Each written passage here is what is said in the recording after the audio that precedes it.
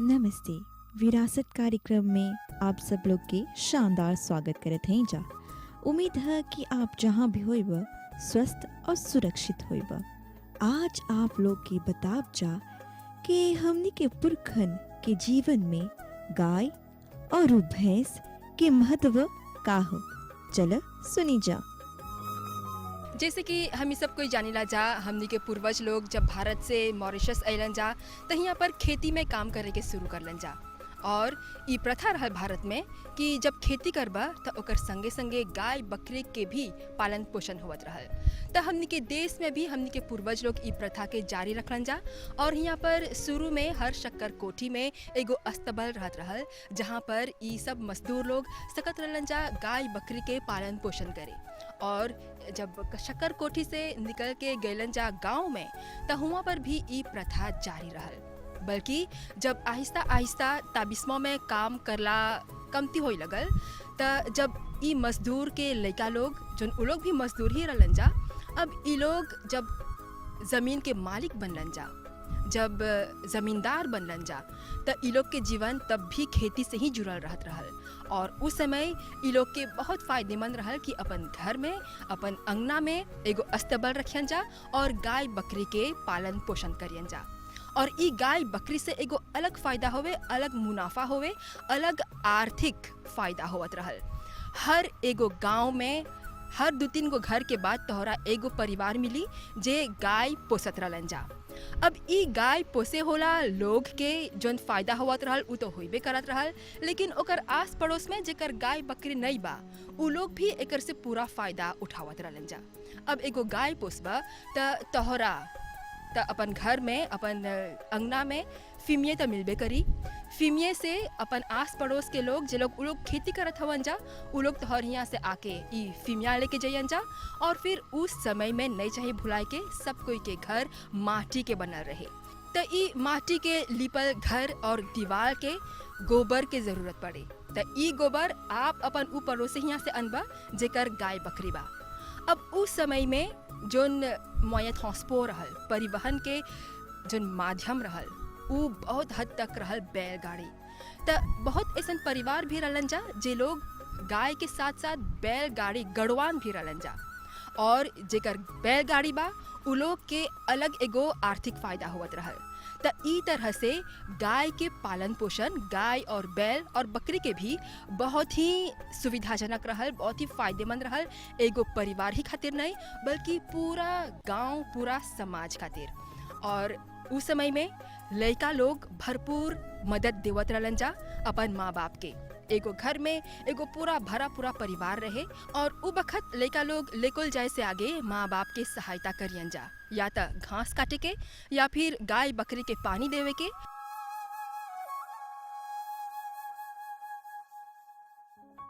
गाय रहल, बैल रहल, बकरी रहल, बहुत परिश्रम करे के काम करके आके जो अपन ताबिस्मा में बाकर लापेल दे के अपन काम करके आके ओकर से और उपरत परतल जाके जानवर के पोसे के। तो जो अब कुछ होता हल है जानवर के हमनी पोसब सब जितना हमनी के छोटा छोटा लड़का रहल कैसे हमनी अपन पर लेवत है। हमनी के जीवन उतना फासिल नहीं रहल। हमनी जब सांझ के हमनी आप से घरे लेकोल से तो हमारे माँ बाप लोग के बोली पड़ी जाके घास काटे के। जब से घास काटे पास हमनी के लेकेगी में 3 गो गाय 2 गो बच्चा रही, ओकर बकरी के बच्चा रही, सबके चाहिए घास दे के।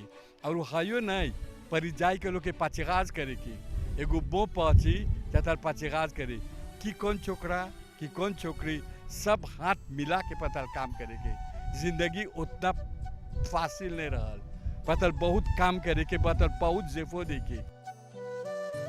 और जब सांझ के दूध निकालल जाए, दूध दुहल जाए, तो उ दूध जाके पड़ोस में बांटे के ई लड़का लोग के काफ़ी हद तक जिम्मेदारी रहल।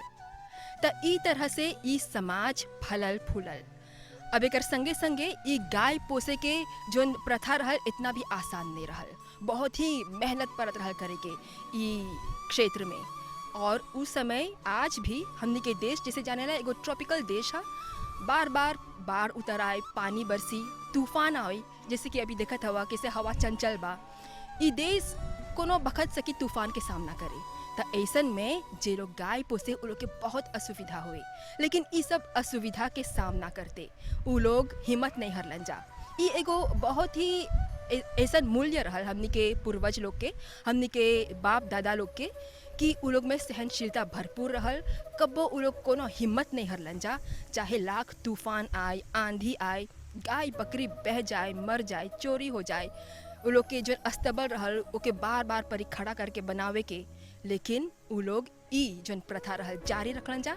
और आज हमनी के देश जोन मुकाम पर आके पहुँचल बा, हमनी के देश जोन विकासशील देश कहाला, ई कॉन्टिनेंट में जोन एगो शेर कहाला, एकर पीछे ई गाय के पालन पोषण के बहुत बड़ा योगदान रहल। एगो गाय के स्थान हमनी के जीवन में बहुत महत्व रखेला और ई प्रथा भारत से शुरू होल बा। जैसे कि आप जानेला, गाय के हमनी गौ माता बोलीला जा।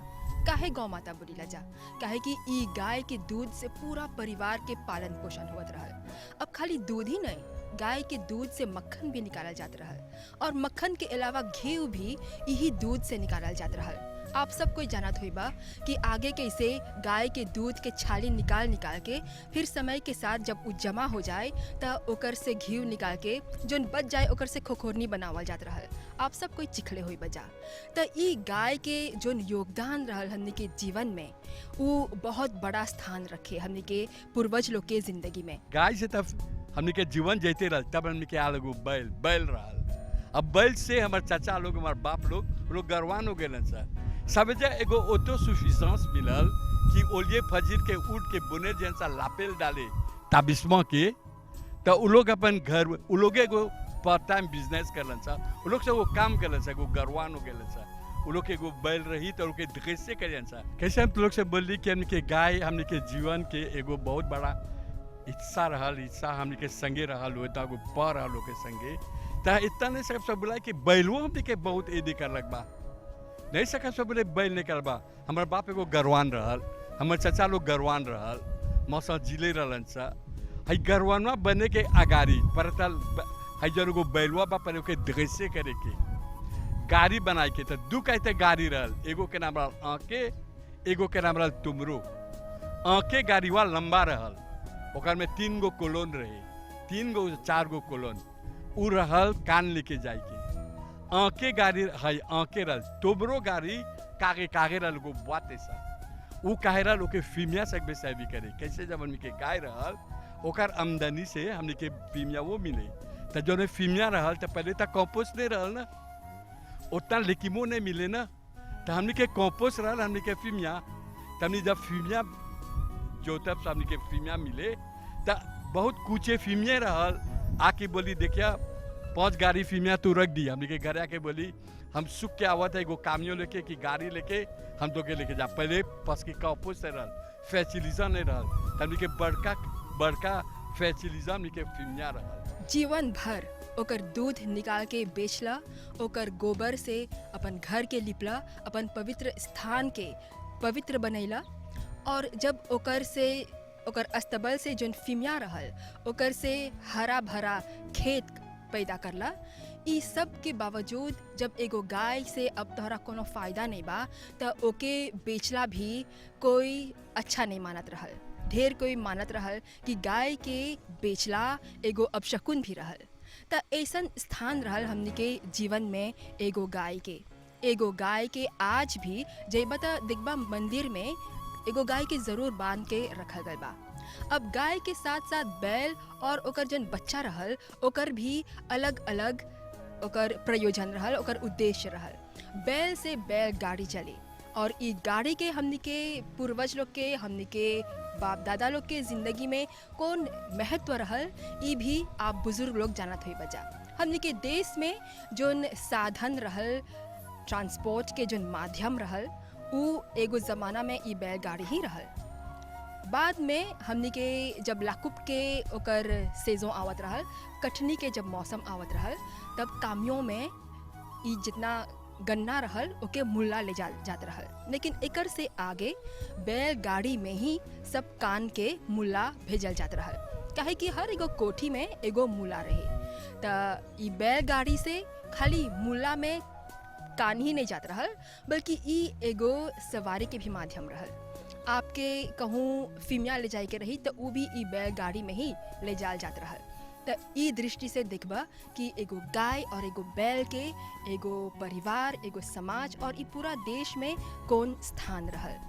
समय के साथ सब कुछ बदलने गल, लेकिन उ ज़माना में हमनी के हर गांव में ई जो नज़ारा रहल बैलगाड़ी ले जाए के और घर घर में गाय रहे के, गाय पोसे के, ई एगो आम बात रहल। लेकिन आज भी भले ही हमनी के जीवन शैली बदल गल बा, हमनी के एकर बहुत ज़रूरत पड़ेला कि जब एगो प्रथा रही, जब एगो पूजा रही त हमनी के दूध के ज़रूरत पड़ेला। आज भी गोबर के हमनी के ज़रूरत पड़ेला जब कोनो धार्मिक त्योहार रही तब। और एकर साथ साथ आप तो जानबे करेला कि चिकित्सा के ओर से गोमूत्र के भी कितना बड़ा स्थान देवल गल बा। त ई तरह से गाय हमनी के ज़िंदगी में खाली दूध ही नहीं देले बा, बल्कि गाय के साथ जोन बैल आल, गाय और बैल दोनों मिलके हर तरह से हमनी के जीवन के उत्थान करलन जा। और आज नहीं सकब जा ई जोन योगदान रहल, ई जोन मवेशी रहल, ओके भुला देवे। ई एगो धरोहर के रूप में हमनी के ज़िंदगी में शामिल हो गल बा। और आज भी जब पुराना दिन के बात करबा तो नहीं सकबा एगो बैलगाड़ी या फिर गाय और बैल के ओकर से अलग करे। ऐसन रहल हमनी के बाप दादा लोग के ज़िंदगी, हमनी के नानी दादी लोग के ज़िंदगी। काहे कि उ लोग के ज़िंदगी गाय बैल के सवारते ही बीत गल।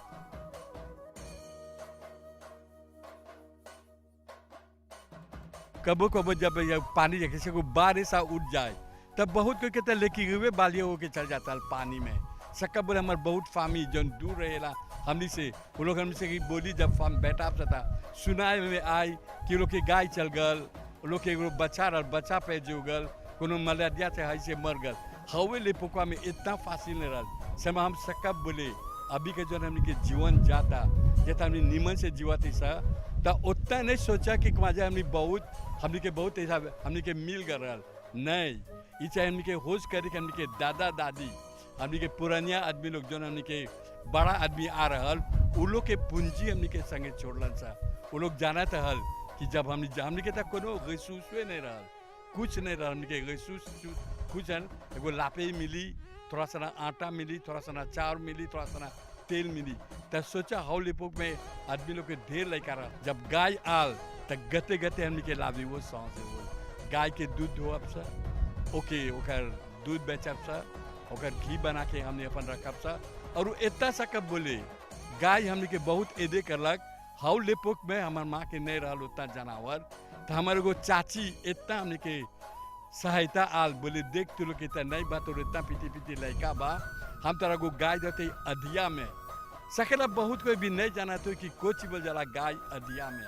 अधिया में है बोलल जाला कि गायवा हमने कीनत नहीं रही सर, वो कोई से बेचात नहीं रहल, गायवा कोई कीनत नहीं रहल।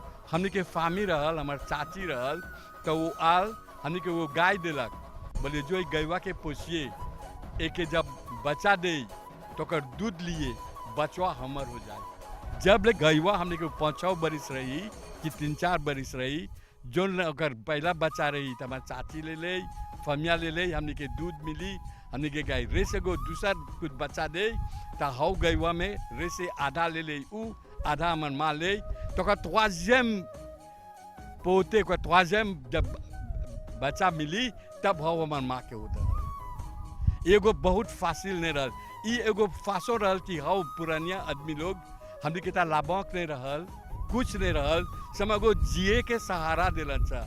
हमनी के गाय ये हमनी के माँ है, ये हमनी के माँ, ये हमनी के आमदनी दिलक। आज हम जहाँ पे हैं, हम ठाड़ा हैं, हम सकब बोले हमके फासिल नहीं मिल रहल है। गैवा हमनी के हमर माँ उहे हमनी के देवी है, उहे हमनी के सब चीज़, हमनी के घर के पालनहार है, उहे हमनी के सब चीज़ दिलक। कोई के शादी होता है तो गाय के दूध बेच के होता है, हम जब गाय के दूध बेचा था तो हमारे माँ लोग सिद्ध डाले।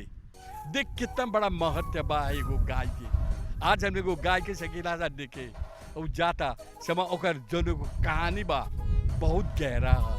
और गैवा के जब तू देखबा ओकर आँख में देखबा, ओके देखबा तू सकी तो हर कहानी बोली सीधे पास होली है। ये गाय के पैसा से लेके हमारे माँ सू और वो अंडा बेच के मुर्गियों कर में को घाहुल के लगबा हमनी के मुर्गी हम लोग अभी तक लड़का के मारी ला सा अंडा खा ले, ओमलेट खा ले। और लिपोक में बहुत जीव रहल। एगो अंडा 5 पैसा 10 पैसा बेचात रहल। तब माँ बाप लोगों के पैया में रमास के रखे मौसम जिजेफ जाए मौसम पुल आए तो कैसे बेची। हमने दूध बेचा तली सा हाई सबसे बहुत कठिनाई करके बकरी पोस ले ऐसा। और उस सांझ के हमने को लाभी एगो एक्चुअलिटी पास टोगाल रहल। हमने गाय लेपसा, हमने के बकरी लेपसा, गाय लेपसा, बकरी लेपसा। हमने के जोन जोन चीज रही हमने के जाप सा पाची घास करे। और जब आप सा तो नहीं बुलाइया एक पाकी घास लेके कपार में आज एगो छोटा भाई रही तो के एक पाकी लकड़ी को कपार में डाल दे।